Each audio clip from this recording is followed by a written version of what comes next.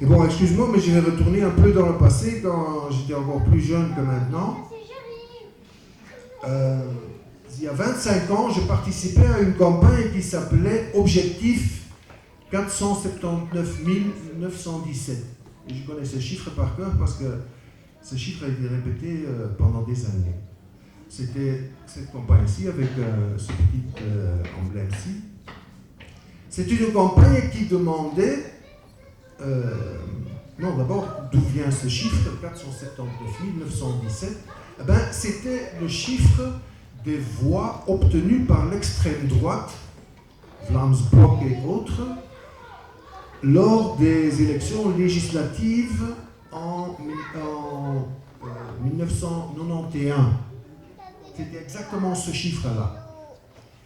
Et donc, il y a Nadine Rosa-Rosso et Ludo Martens du PTB, ensemble avec la députée, la sénatrice d'Aralef Écolo, Cécile Arny, qui ont lancé cette campagne qui disait ceci: on veut la nationalité belge pour toutes les personnes qui résident depuis 5 ans légalement en Belgique, et ça de façon automatique.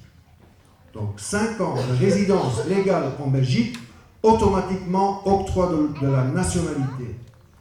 Cécile Arny d'Aralef Écolo, à ce moment, elle a même introduit un projet de loi qui formulait cette revendication.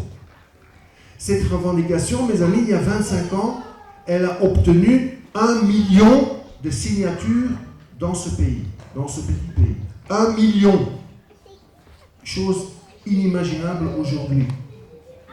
Donc, pour cette revendication. Et alors, quand je ressaute vers aujourd'hui, je me dis, on ne vit plus dans le même monde. C'est tout à fait, le monde a complètement changé. On ne pourrait même plus discuter de ça. Je trouve que quelqu'un l'a dit, l'extrême droite a gagné dans ce pays. C'est-à-dire que devenir belge, mais ça devient un calvaire. Réunir sa famille ici, après qu'on a obtenu la nationalité, mais c'est extrêmement compliqué. Et maintenant, ils nous servent une loi qui dit qu'on va nous déchoir de la nationalité quand on est binational, si bien sûr on est terroriste et on est ci et ça. On va revenir à ça. Donc, on a vraiment fait un saut en arrière par rapport à cette campagne qui était magnifique. Nous tous, vraiment, on doit lutter pour l'abolition de cette loi qui a été votée le 16 ou le 15 juillet 2015, qui veut déchoir la nationalité belge aux binationaux pour des actes terroristes.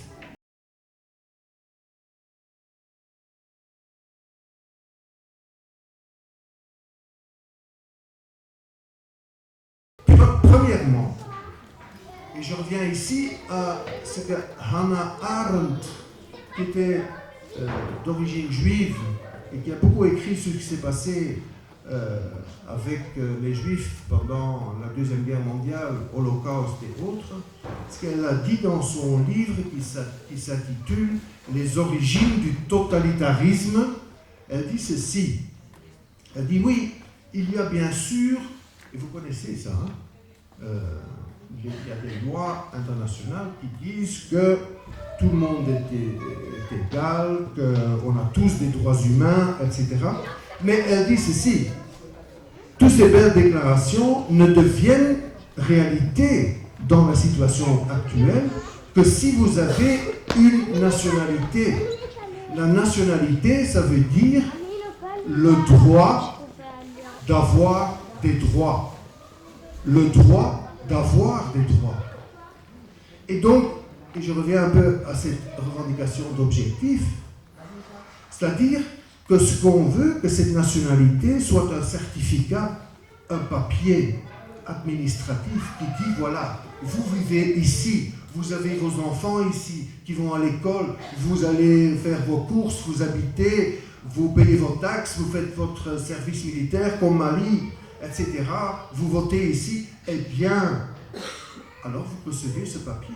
Vous êtes belge, vous êtes français, vous êtes... Voilà, à partir du moment que vous faites partie de cette situation-là, vous avez droit à la nationalité, ni plus ni moins.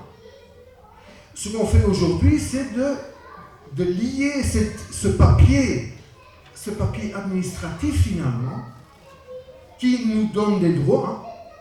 On veut le lier à certaines valeurs. On dit, mais tu vois, les terroristes, ils ne respectent pas nos valeurs. Mais pour nous, la nationalité, c'est pas ça.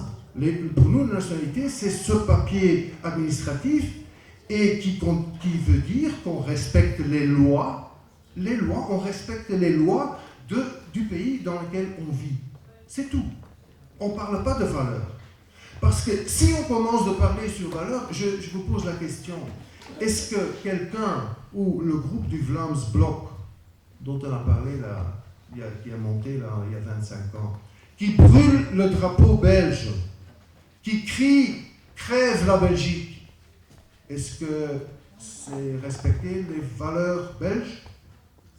Est-ce que ceux qui ont amené la Belgique sur la piste de la participation à la guerre antiterroriste de Bush, qui est pour moi un crime contre l'humanité, et je pèse mes mots, est-ce que ceux en Belgique qui ont amené la Belgique il y a 15 ans sur cette piste de participation, est-ce que c'est défendre les valeurs de la Belgique?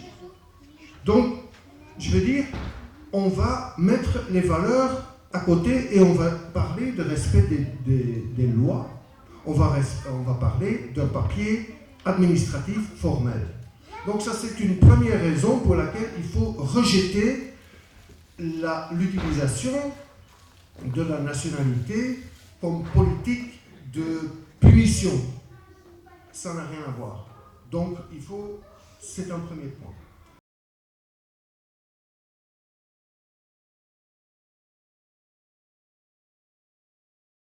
Un deuxième point, pourquoi il faut le rejeter, c'est parce qu'il s'agit, ça a été bien dit longuement, parce qu'il s'agit de la stigmatisation d'un groupe de la population bien précis. Je parle bien d'un groupe, on ne parle plus d'individus ici, on parle des binationaux, de ceux et celles qui ont obtenu la nationalité belge tout en ayant une autre. Est-ce que vous savez combien de gens il y a en Belgique qui ont la double nationalité?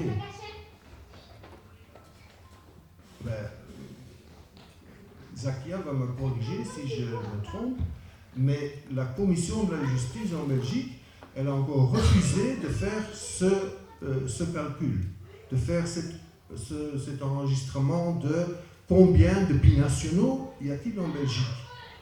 On refuse de le faire. Pourtant, quand on doit vous frapper, là, ils savent où vous êtes. Hein? Donc, mais formellement, on n'a pas ça. Donc, formellement, on ne fait pas de distinction. Il y a, pour avoir une idée de combien de personnes il s'agit, il faut peut-être regarder dans les pays voisins. Donc, par exemple, aux Pays-Bas, là, ils comptent combien de binationaux il y a. Eh bien, je vais donner le chiffre. Sur 17 millions d'habitants, 17 millions, il y a 1,150 000 binationaux. 1 150 000 de binationaux, c'est-à-dire, ça doit être quelque chose entre 5 et 10% de la population qui est binationale. En France, normalement, ce n'est pas enregistré non plus, mais pourtant, il y a un institut qui a fait l'enregistrement. On compte 3,3 millions de personnes, soit 5% de la population de la France métropolitaine, on dit, c'est-à-dire la France, la France, pas les outre-mer et tout ça. Donc 5% de la population. Donc, disons qu'en Belgique, on compte environ le même pourcentage, disons, aux Pays-Bas qu'en France. Entre 5 et 10% de la population est binationale. Donc voilà, c'est déjà un groupe bien défini. Mais comme a dit Farida, même au sein de ce groupe bien défini, on ajoute des spécifications qui sont claires pour tout le monde. Donc on ne peut pas nier. Parce que cette déchéance de la nationalité, elle se passe dans un climat qu'on connaît. Et donc l'ennemi est très bien précisé. Dans les 18 mesures qu'on a prises après les attentats du 13 novembre, il y a la mention le 13e de ces mesures, c'est le plan Molenbeek. Donc, ça veut dire que l'ennemi est déjà bien circonscrit géographiquement. On va peut-être encore élargir à Verviers, peut-être Villevorde aussi, c'est pas Charleroi, bien sûr, n'est pas bien vu non plus. Donc, on définit des zones dangereuses dans lesquelles la population qu'on veut frapper vit. C'est une chose. Donc, l'ennemi est bien précisé. Il est bien précisé aussi, bien sûr, donc par sa nationalité, sa double nationalité. Et troisièmement, il est bien défini par sa religion musulmane. Donc, et là je n'invente rien non plus, hein. Je vais, si j'ai l'occasion, donnée par Khadija, je vais encore dire un mot là-dessus aussi, que c'est clairement visé contre une religion. Et donc on voit ça dans le cadre global où on dit par exemple, il y a la radicalisation, vous savez, religieuse par l'islam, on va contrôler les mosquées, on va contrôler les imams, on va commencer une campagne par l'État. Figurez-vous un État laïque qui va maintenant mettre sur pied un autre islam. On va ouvrir des sections spéciales au sein des prisons pour des radicalisés musulmans. Est-ce que ça ne vous fait pas penser à Guantanamo? Moi bien. Donc, c'est la deuxième raison pour laquelle il faut rejeter cette loi, il faut lutter pour l'abolition de cette loi, c'est-à-dire parce qu'elle stigmatise une population bien précise et qu'elle ne vaut donc pas pour tout le monde.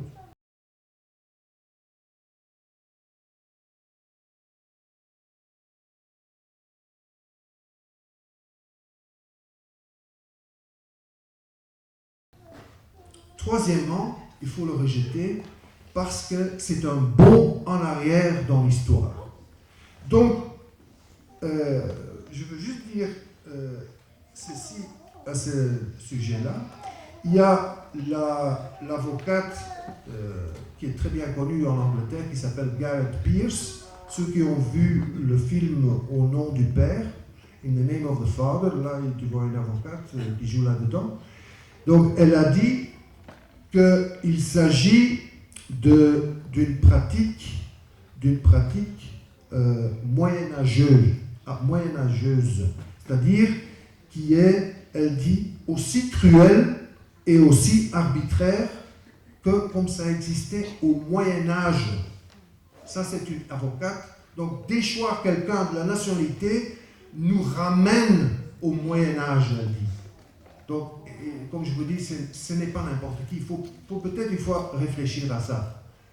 Et je vais prendre quelqu'un de moindre calibre, mais quand même, le ministre-président de la région bruxelloise, Rudy Verwoerd, qui a dit que la déchéance de la nationalité est une recette utilisée par les Allemands pour considérer que les Juifs n'étaient pas des citoyens à part entière.